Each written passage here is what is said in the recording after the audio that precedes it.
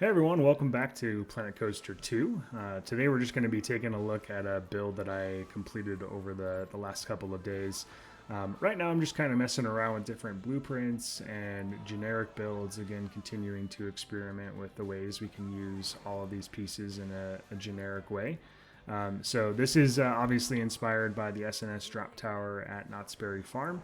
I know the cars don't match how the that drop tower actually looks, but hey, we're gonna make the most of what we have in the game here.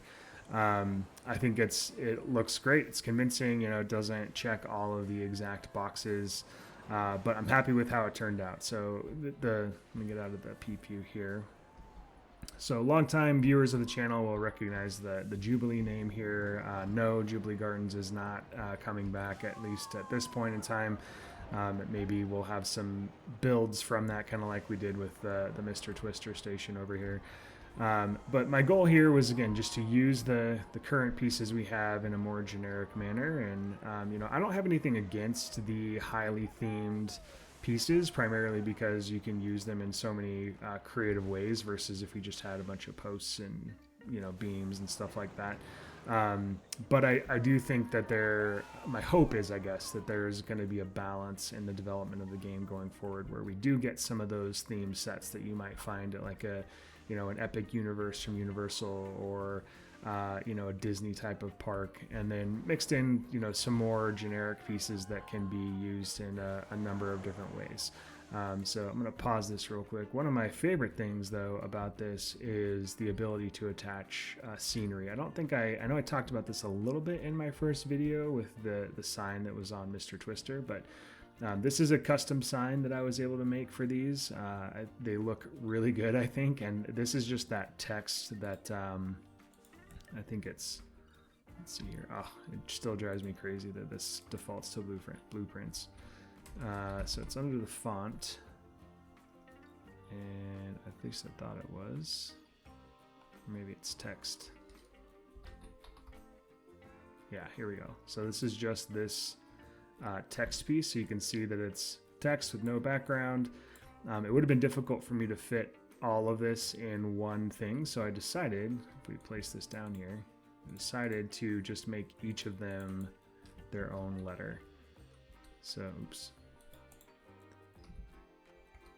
So yeah, so you can get pretty creative with how you make signs. So what I did was I think it's this text here.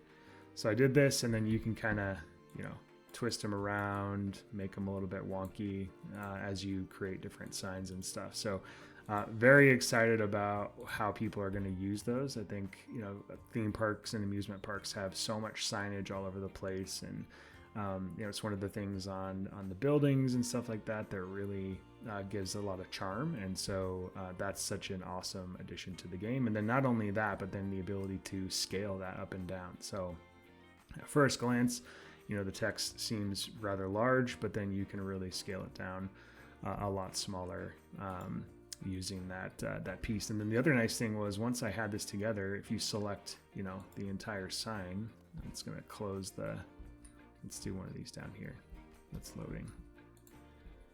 So if we do customize, let's say it's going to close the ride.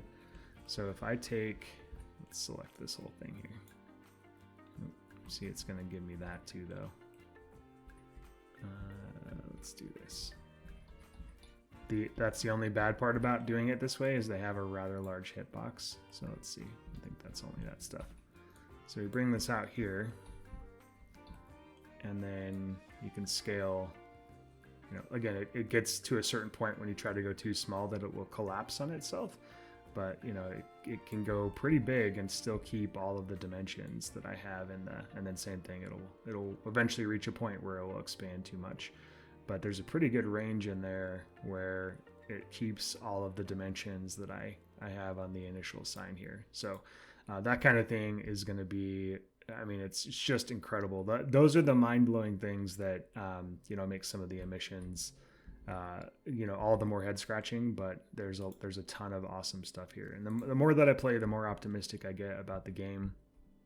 Even the pathing tool, I'm finding more and more ways to manipulate this. So one of the things that I missed from the old path tool was the ability to kind of, you'd come in here, even if I select the classic paths, you'd be able to come in here and drop a little node and then right click to delete it, which you can't right click paths anymore, but you'd be able to right click and delete it, and the game would kind of smooth out that junction by doing that. So that's something that does, is a miss. But if you come in here and use this line builder, and it go, we'll say right here, you can see that now it's giving me that little curve, and you can see the difference that it made there and smoothing it out. And then once you have that, you can come in, and this doesn't always work well, but you can come in and kind of round out the edges a little bit. And again, it's not perfect. So it's a few extra steps to get kind of where you want versus just one click and then right clicking. But it still is at least an option and a way to accomplish that. And then you can really start to create some large plazas and interesting plazas by using this technique here. So like if I wanted to open this up a little bit, maybe I start back here, and you can see I'm going to get a nice rounded curve there. I should switch to, let's do the asphalt. There you go. So you can really, really use this to start to smooth things out a little bit. Come here.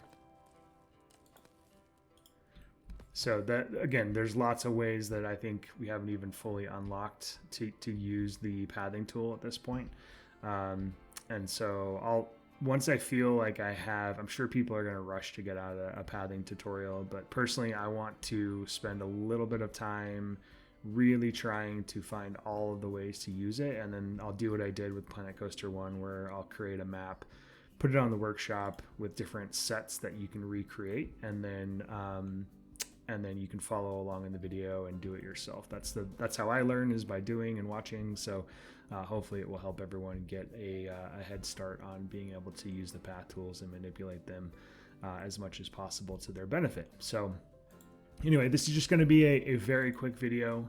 Thank you guys so much for checking it out. Hopefully you're all excited about the game coming out this week.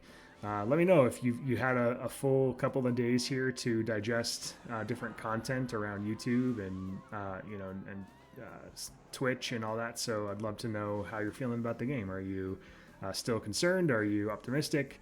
Let me know your thoughts below. And personally, I'm pretty excited about where this can go, where the potential is. I think once you get over some of the things that are maybe wish list items that you had hoped were in the game, you can see that there's a lot of potential here. So anyway, thank you so much for checking out this video, and I'll see you in another episode on the channel. Have a great day.